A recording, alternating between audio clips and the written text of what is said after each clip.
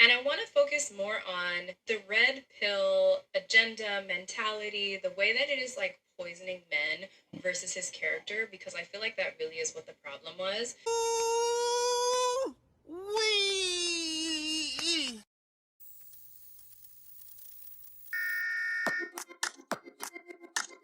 Hey, welcome back, Motivation Nation. It's your host, Eric Gordon. We're not going to waste any time. We're going to get right into this. This lady walked out on her first date, apparently, and we're going to find out why. I just got back from a first and last date that had the most terrible ending, and I want to tell you about it because it was so insane that I was like, I need to share this because I feel like people have gone through this, and I want to focus more on the red pill agenda mentality, the way that it is like poisoning men versus his character, because I feel like that really is what the problem was.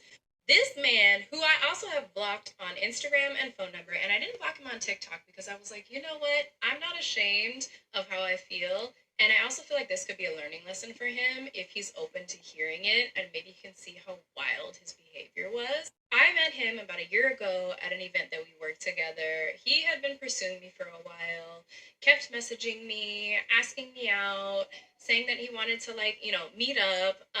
Finally I was like, okay, sure. I perceived him to be younger than he was, so I was like, I don't think like age wise he's necessarily someone I would go for. But he's super nice. The couple times we worked together, he was very nice. We laughed, whatever. Like, we got along. So I was like, let me give him a chance. Let me not be so close minded. Because even if there is an age gap, maybe there could be something there. So mistakes were made. So he was like, okay, cool. I made a reservation at this place. I'll meet you there at this time. We'll get drinks. It's happy hour, whatever. Get some light bites, and then we'll see. Like, maybe we'll go for drinks somewhere else or whatever. And I was like, cool. We meet up. I want to say like 2 hours passed of us. Like, we ordered tapas. I was having like a little sangria. He was having his drink. We're having a great time. We're having great conversation. There were definitely some flags that were raised. But me being in my like let's be open minded space, I was like, okay, this guy is like a nice person, and there's some ways that he thinks that I think could be detrimental to dating, but I don't think it's enough for me to like write him off. And I like his energy. He seems like a nice person. I like some of the ways that he views the world in like a very positive sense. But one thing he did say was, I don't get into conversations about religion or politics because I feel like that's iffy. And I was like, uh oh, that usually means like secret MAGA or like secretly conservative or secretly oppressive towards women. And every woman knows this when it comes to like being on Hinge or Bumble. If a guy says like not political, he's probably has beliefs that are oppressive towards you or towards, a marginalized group of people. We get toward the end of the date. The waiter brings the check. The check sits there for like 15 minutes. And I'm in a space now because I'm older to where I don't feel uncomfortable and feel like I need to offer to pay half because I'm like, you asked me out, you wanted to see me, it's the first date, you should be paying for it. And so the check is sitting there, and the waiter comes over and he's like, hey, should we take care of this? It's been a while, you guys gonna pay? And he gets mad awkward and like his face gets kind of serious, and he's like, oh, yeah, I guess so. And like goes into his pocket like slowly. The waiter walks away, and then he's like, so like, like just to be transparent, like this wasn't a date necessarily. And I was like, okay. And he goes, yeah, I mean, like, I could like pay for it, but if you want to split it, like, we could do that. And I was like, okay. And then he's like, but so let me ask you, like, what's going on with your dating life? What's your dating life been like? And I was like, well, I haven't been on a date since February. It is now July because I've been working on myself. I've been healing, and I'm being very intentional and very specific about what I'm looking for. So like, I'm not, my stage of like having fun and just going out just to go out is behind me. And so, like, that's kind of where I'm at, and I haven't really been dating anybody. And he was like, okay, cool. And I was like, how's dating been going for you? And he goes, yeah, well, I'm starting a new job soon. I'm not really in a place to, like, get into anything serious. I'm not really looking for a relationship. I'm not necessarily looking for a one night stand, but I'm looking for kind of that middle spot. And I was like, okay. And he was like, yeah, but, like, if you want to, the next one could be a date. If you want to go out again, And I was like, okay. And he was like, yeah, I mean, or, I could pay for this now if you want to give me some ass. As soon as he said that, mind you, there are people near us. So they like these tables, we're sitting on a patio. The tables are very close by. So there's a couple to our left. Okay, let's stop right there. All right. Okay. We went on and I'm letting her talk. Okay, so we've gotten to the crux of the issue. Yeah. This guy doesn't he doesn't have respect for you. He sees you as as an opportunity for the most part, but he said that he's not in a financial situation to even be dating, which tells you everything what you need to know. And you said that he said a few things in the beginning that were red flags as far as dating, but you didn't think it was enough to write them off. But I think on this particular scenario, your intuition and your gut was right on what you heard him say in the beginning. And even though you may have thought that wasn't enough to write him off, he's now showing you that that's enough to write him off. And in situations like this, and we're going to let her proceed, but I think that this is a good thing. And the reason that I think this is a good thing is because he's exposing to you the type of individual that he is right off the rip. And now you get to make the decision. You don't have to waste any more time. It's best when they show themselves at the very, very beginning of you guys trying to get to know each other, because then you can cut them immediately.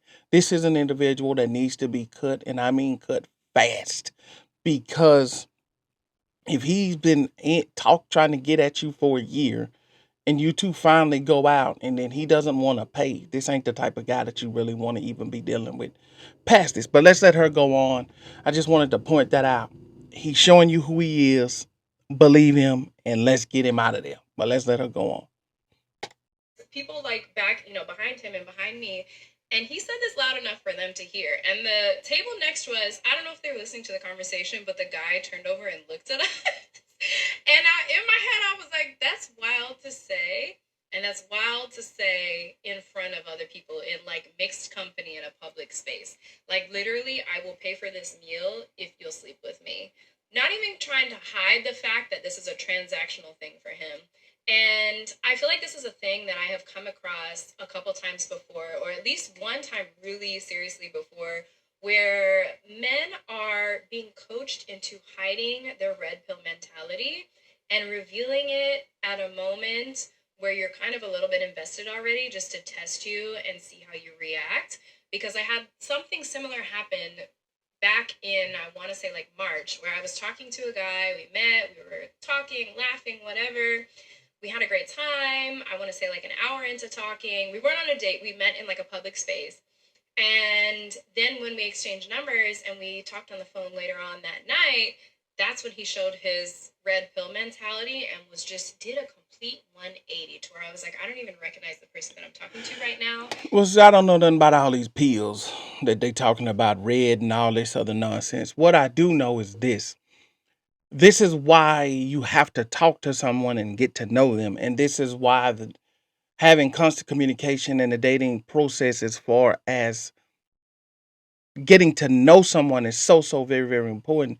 Far too many times people like to jump right into a relationship, jump right into the sack with an individual that they don't know, and then they find out who this person is down the line, but it's too late because you've already gotten sexually involved, or in some cases they're now pregnant, and they're sexually involved and they're connected to someone that they didn't thoroughly vet. And the vetting process comes from communication. And it seems to me like in this generation, and I'm not speaking of this young lady here, because as of right now, um, I have nothing bad to say about anything that she said thus far. But right now in this generation, people are too quick to jump to the next step without going through the first step, and that's communication and getting to know a person. But anyway, let me let her go on. But this isn't has anything to do with what she's saying. This is just what I've been seeing. We just met. And who you're showing me is literally Dr. Jekyll and Mr. Hyde. Like, who is this other person? I've definitely come across dating coaches where they talk about staying on top of what the red pill atmosphere is talking about and the tips and tricks and the methods they're teaching them. And I don't really want to subject myself to that because it's just going to make me angry. And I don't want to be resentful towards men more than I already am because I know there are good men out there. So I don't want that to warp my view of men in general. But it is important to stay on top of these things and to be aware of them because I feel like that's what was happening. It very much seemed like something he had been like coached into doing versus something necessarily that he was doing because he genuinely believed in it. No, let me hold on. Now let me give you some pushback on that. No, you don't need to stay on top of whatever the pills are talking about. No, what you have to have is you have to have a standard that you're looking for in a man, and that's irregardless of what's going on in a red pill environment or a community. Your standards are your standards. It's either you meet them or you don't. I don't care what the red pill or the blue pill or the green pill or the dating coaches are talking about. Here is what I'm looking for in a relationship. Here's what I'm looking for in a woman. And it's either you fit that mold or you don't. I don't care what anyone is being coached about because once you step out of bounds and you step out of what I'm looking for, I don't care nothing about the pill you took.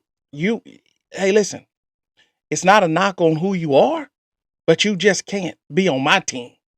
You can take that nonsense somewhere else. So, no, this is about standards. This is about you knowing what it is that you want in a relationship and you having that list and you having that criteria and you're bumping that up against the individuals that you're talking to. Forget about what they're listening at and what they're trying to do because everybody has an agenda and a motive. And you just have to make sure that their agenda and motive aligns with what it is that you're trying to do. And that's how you push forward. So that's my advice on that. But let's let her go on. That it was the right thing to do. Maybe he did. I could be wrong.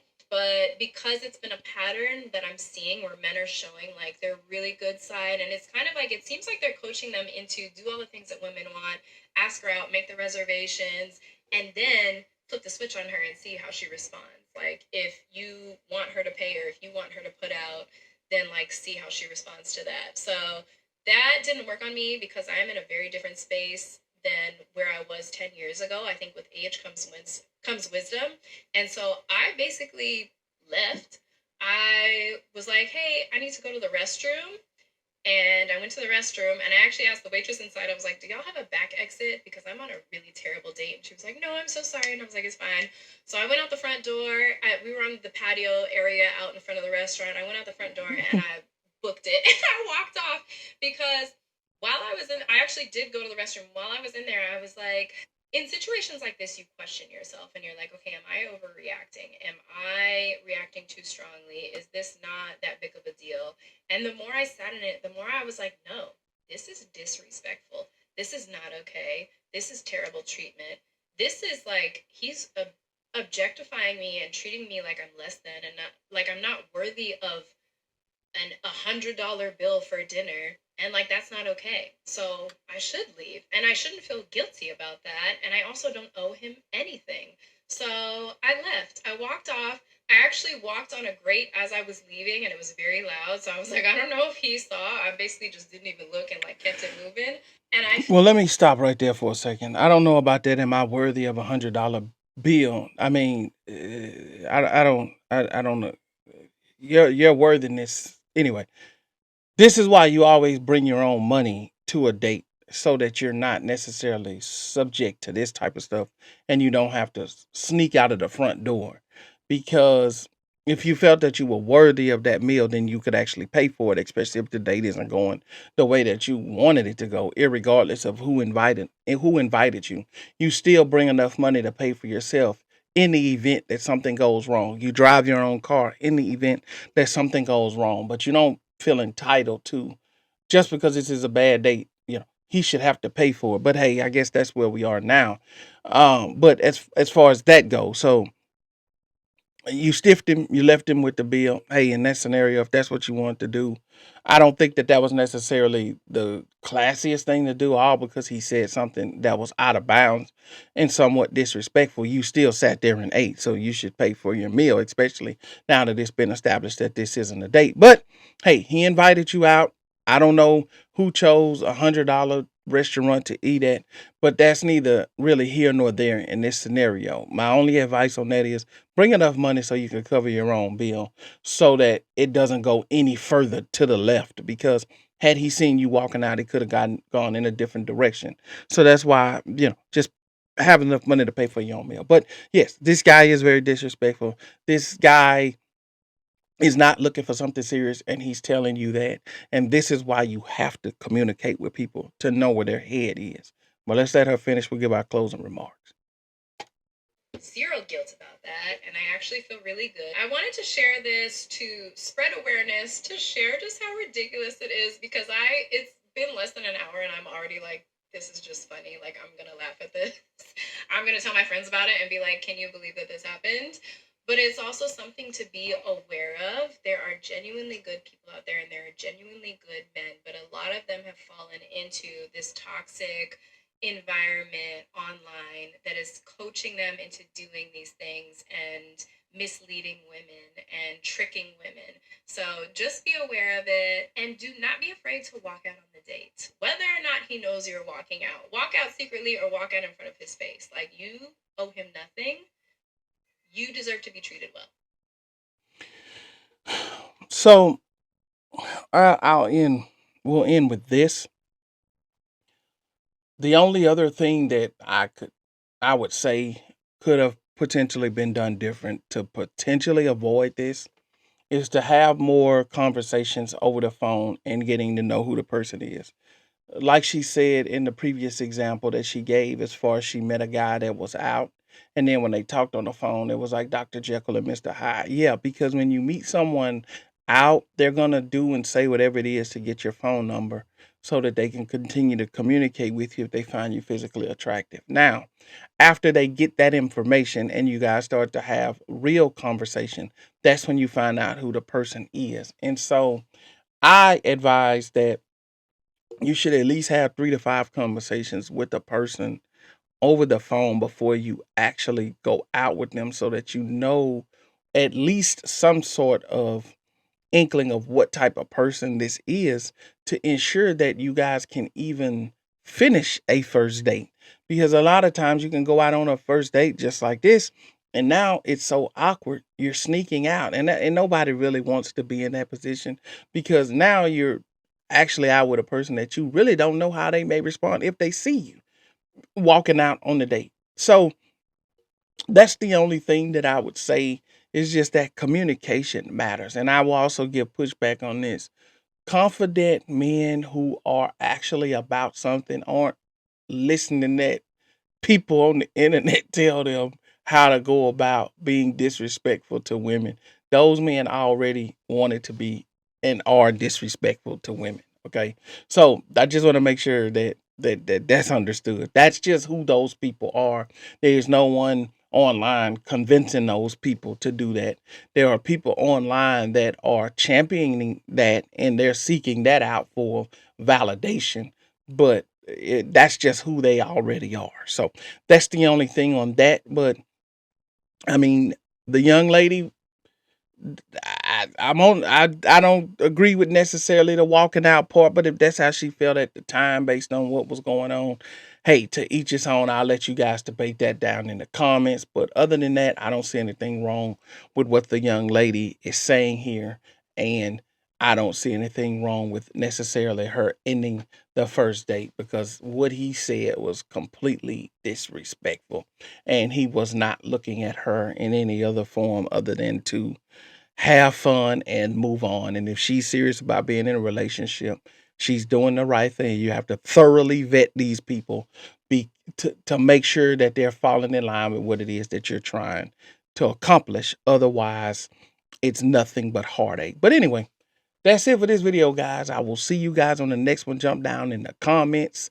Out.